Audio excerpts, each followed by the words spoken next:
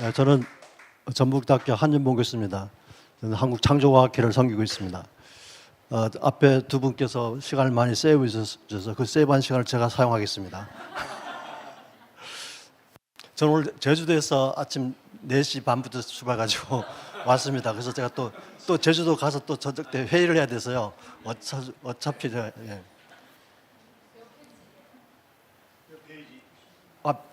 페이지 안 보셔도 됩니다. 이거 보시면 됩니다. 지금 교회마다 다음 세대들이 있기 때문에 목사님들마다 다음 세대를 걱정하시잖아요. 근데 대책이 무엇입니까? 하고 물어보면은 마땅한 대책이 없는 것 같더라고요. 그 이유는 왜 다음 세대들이 교회를 떠난 그 원인을 잘 분석이 안 됐기 때문이라고 생각합니다. 기독교 철학가 제이피 모어랜드는 이런 얘기 있습니다. 과학주의와 이와 관련된 문제들을 우리가 제대로 다루지 못한 까닭에 젊은이들이 교회를 떠났다. 그럼 어떻게 해야 될까? 기독교인들은 자기가 믿는 내용만이 아니라 믿어야 하는 이유도 알아야 한다. 여기에는 특별히 과학주의를 폭로하고 격파하며 과학과 성경을 연관짓는 문제를 다루는 일이 포함된다. 다음 세대들은요, 왜요가 해결이 안 되면 움직이질 않습니다. 예, 왜요? 우리가 왜 예수를 믿어야 되는지, 왜 하나님을 믿어야 되는지, 왜 기적을 믿어야 되는지, 이 왜요가 해결되지 않으면 다음 세대들은요, 하나님 말씀을 믿지 않습니다. 이 시대에 성경의 권위가 무시되고 있고, 따라서 유신진화론과 성경 비평 진학이 정말 유행처럼 번지고 있는데 그 이유가 뭘까요? 첫 번째는 과학주의 때문입니다. 지성인들 사이에 유행하는 세계관 철학이거든요. 그렇지만 이 과학주의에는 과학에 대한 오해와 편견도로 들어있습니다, 사실은. 그리고 또 다른 큰 이유는 학교에서 과학상을 배우는 진화론과 빅뱅 우주론은 과학적 사실이라는 믿음, 이건 신념입니다. 이런 믿음 때문에 오래된 우주를 주장하게 됩니다. 또 한 가지는 창세기가 고대 근동의 우주관으로 기록했기 때문에 기록된 점 믿으면 안 된다는 거죠. 그래서 비판할 수 있다는 겁니다. 또 한 가지는 창조전의 하루 요미 우리 시대가 24살 하루가 아니고 긴 시대로 해석하면서 하나님의 시간으로 할 수 있기 때문에 또 성경을 비판할 수 있다 그러는 거죠. 그래서 저는 유신진화론과 성경 비판학은 지적 교만이 만들어내는 결과라고 생각합니다. 이 유신진화론과 성경 비평 신학을 하신 분들을 얘기 들어보면 하나님의 말씀을 자랑하는 게 아니고 자기 지식만을 자랑하더라고요. 여러분 한번 생각해 봅시다. 과학이 과연 기원의 문제를 풀 수 있을까라는 겁니다. 우리가 얘기하는 과학은 일반적으로 자연과학을 얘기합니다. 여러분 자연과학의 정의가 무엇인지 아십니까? 같이 읽겠습니다. 자연 속에 숨겨진 비밀들을 찾아내어 실험적으로 밝힌 것. 이게 자연과학의 심플한 정의입니다. 이 세상의 모든 것들은 생명이 있거나 모든 고유한 특성들, 즉 비밀들을 갖고 있고 이 피조세가 움직이는 원리가 있습니다. 그게 전부 다 비밀들이거든요. 그 비밀들을 찾아내기 위해서 과학자들이 밤새 연구하는 겁니다. 이 자연과학의 대표적인 세 개가 있는데 여러분이 잘 알고 있는 물리화학 생물입니다. 그럼 물리화학 생물이 무엇인가? 물리화학 생물을 연구하면 과연 기원의 문제를 풀 수 있을까를 우리가 확인해 봐야 되겠죠? 물리는 물질, 에너지, 힘이 어떻게 자연에서 작동하는지 그 작동 원리를 연구하는 학문입니다. 화학은 무엇입니까? 모든 물질이 원자, 분자로 되어 있거든요. 원자, 분자들이 어떻게 작용하고 반응하는지를 이렇게 연구하는 학문이 또 화학입니다. 생물은 여러분 아시다시피 모든 생명체가 생명현상이 일어나고 있는데 그 생명현상들이 어떻게 일어나고 작동하는지 하는 그 연구를 하는 겁니다. 따라서 자연과학을 한 문장으로 정리하면 어떻게 정리할 수 있는지 아십니까? 자연과학은 천지만물의 작동 원리를 규모했을 뿐이지 그 기원에 대해서 연구를 하는 학문이 절대 아닙니다.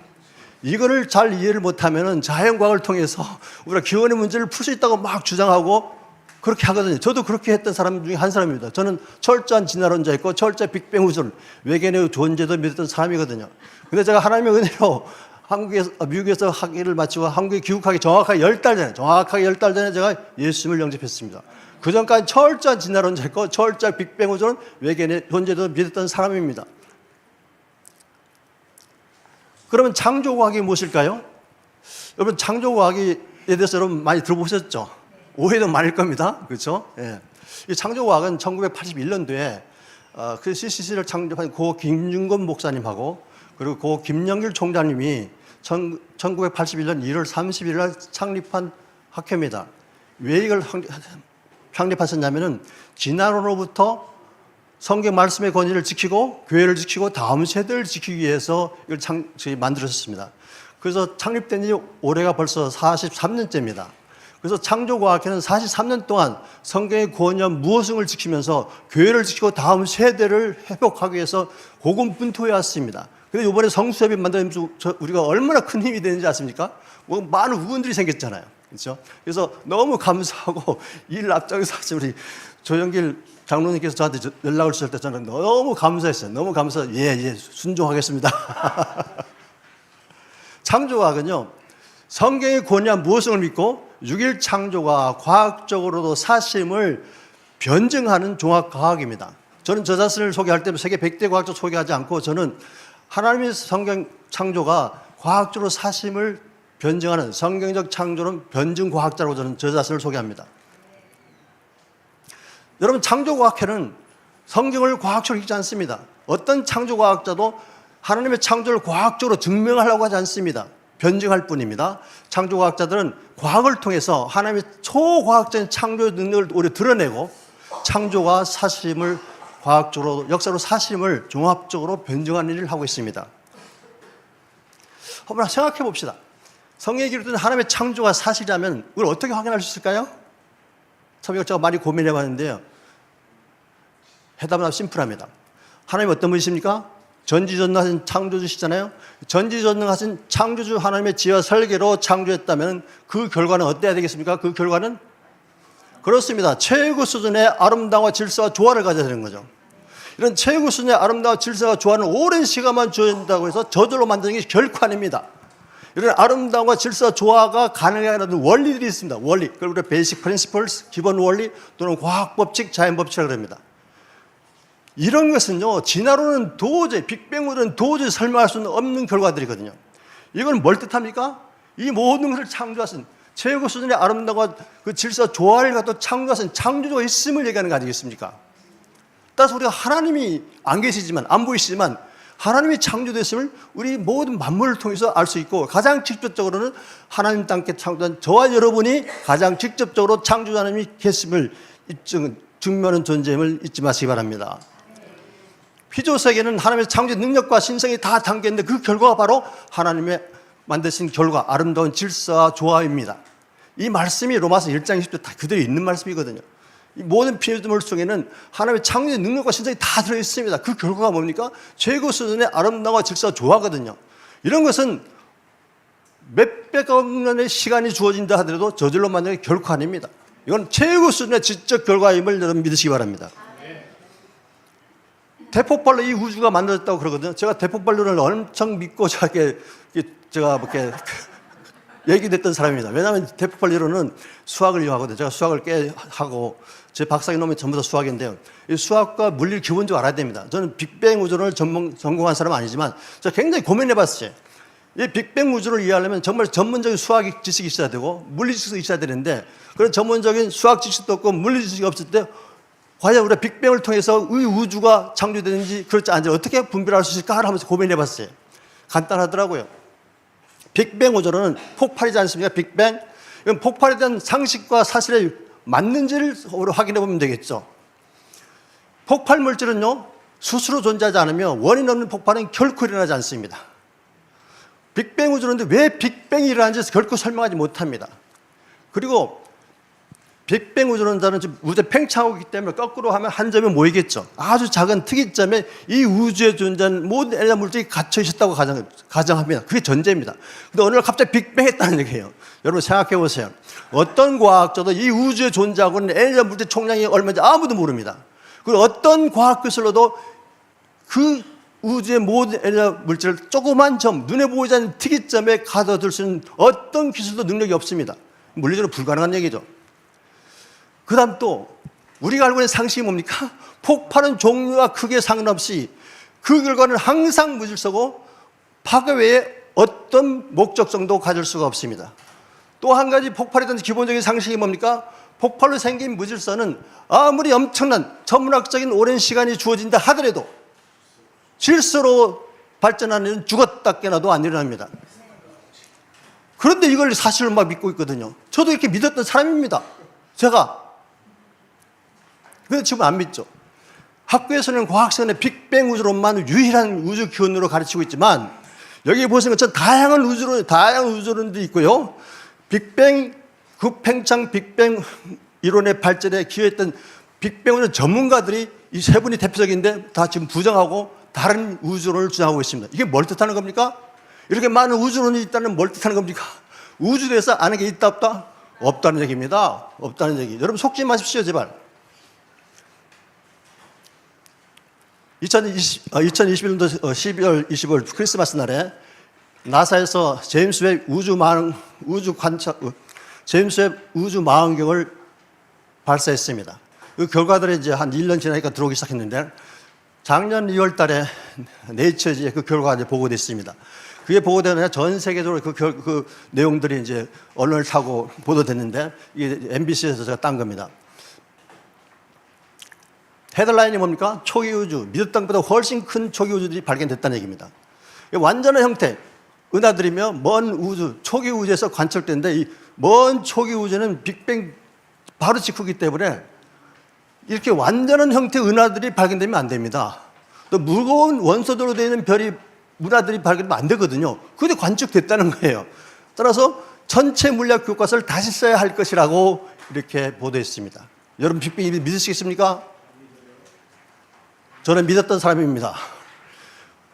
또 한 가지, 과연 모세가 고세 근동지방의 우주란으로 성경을 기록했을까를 우리가 확인해 봐야 되겠죠.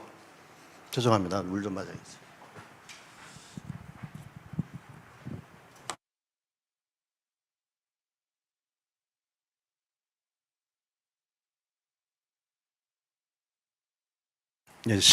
시간이 급하면 말도 빨라지고 더듬어지고요. 목도 마릅니다.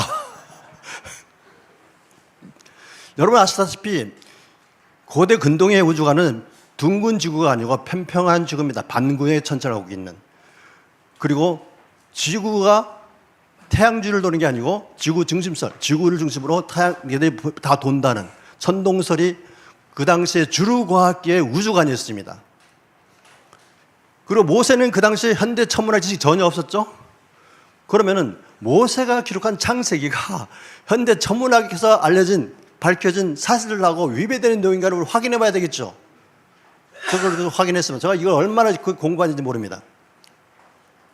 성경은요, 놀랍게도 처음부터 둥근 지구와 지동설을 묘사하고 있습니다. 그 마소라 사본을 번역한 쉬운 성경 보게 되면 둘째 날 하나님께서 궁창을 만드시는데 개혁 성경은 궁창으로 되어 있지만 이 마소라 그 사본에는 둥근 공간으로 이렇게 기록되어 있습니다. 그리고 여러분이 아시는 이사야 40장 22절에는 그런 땅이 궁창에 위에 앉으신 하나님께서 궁창이라고 표현돼 궁창 어떤 곳에 알 수가 없습니다. 그런데 영어 성경 보면 정확하게 above the circle of the earth라고 해서 둥근 지구 위에라고 정확하게 기록되어 있습니다. 그리고 또 하나님께서 창세기 첫날부터 여섯 날까지 동일하게 저녁이 지나고 아침이 되니 첫날이다. 저녁이 되고 아침에 둘째, 셋째, 넷째, 다섯째, 여섯째 하루하루를 저녁이 되고 아침이 되니 이렇게 정의하고 있습니다. 이게 뭘 뜻합니까? 지구는 처음부터 가만히 있지 않고 돌았다는 얘기입니다. 네모난 팽팽한 지구가 아니 둥근 지구가 된 겁니다. 그러면 하나님께서 모세에게 천동설로의 창세기를 기록했을까? 그걸 한번 확인해 봐야 되겠죠. 하나님이 전체를 첫째 날을 하나님께서 시간 공간을 만드시고 우주 공간을 만드시고 지구만을 먼저 창조하셨어요. 첫째 날은. 그 넷째 날 되면은 첫째 날 창조한 지구를 중심으로 사방팔방의 해와 별과 별들 전체를 다 창조했습니다. 하나님의 창조의 중심은 지구입니다. 그렇다고 이 말이 우주의 중심이 지구란 말은 아닙니다. 저도 우주의 중심이 어디인지 아무도 몰라요. 저를 포함해가지고. 예. 그렇지만 하나님의 창조에서 창조의 중심은 지구입니다. 그 분명한 사실입니다. 그리고 하나님의 최종 창조의 목적은 저와 여러분입니다. 이 사실은 이게 거역할 수 없는 사실이지 않습니까? 이걸 잃어버리는 순간 우리 정체성을 잃어버리게 되는데요. 하나님께서 천체를 창조하신 목적이 분명히 나오죠. 하늘에 광명체, 별들이 있어서 낮과 밤을 나누고 계절과 날과 해를 구별하여라 이거잖아요. 이건 천체 질서 얘기하는 거죠. 낮과 밤이 바뀌려면 어떤 현상이 일어나야 됩니까? 지구가 가만히 있어야 됩니까? 돌아야 됩니까? 그렇죠. 자전해야 되는 거죠. 그리고 계절과 해가 바뀌려면 어떻게 해야 됩니까? 그렇죠. 지구가 태양주위를 공전해야지 계절이 바뀌고 해가 바뀌지 않습니까? 이 말씀은 하나님께서 뭐 지구를 자전하게 했다, 무슨 공존하게 했다, 이런 뜻은 이렇게 직접적으로 말씀하지 않지만 이 말씀 내용이 그걸 뜻한다는 얘기입니다. 이해가 되셨습니까? 따라서 이거는 최고 수준의 질서를 얘기하는 거거든요. 그래서 지구의 자전운동, 지동설, 그리고 우주의 질서를 유지하기 위해서 하나님께 법칙을 다 만드시고 적용하게 하셨음을 이 창세기 1장 14절을 통해서 하나님 천체 창조의 목적을 여기서부터 우리가 확인할 수 있다는 얘기입니다. 따라서 이거는 현대 천체과학에서 다 밝혀진 내용들이지 않습니까? 그 당시에 근동지방의 천체과학자들은 이 사실을 몰랐습니다. 전혀 몰랐습니다. 무엇에도 이런 사실을 몰랐었지만 하나님의 감동에 의해서 놀랍게도 현대 천문학에서 밝혀진 과학적 사실과 일치하는 내용들을 간결하지만 놀라울 정도로 정확하게 기록했음을 여러분 이해가 되셨습니까? 이건 성령님이 감동 없었다면 기록할 수 없는 내용입니다.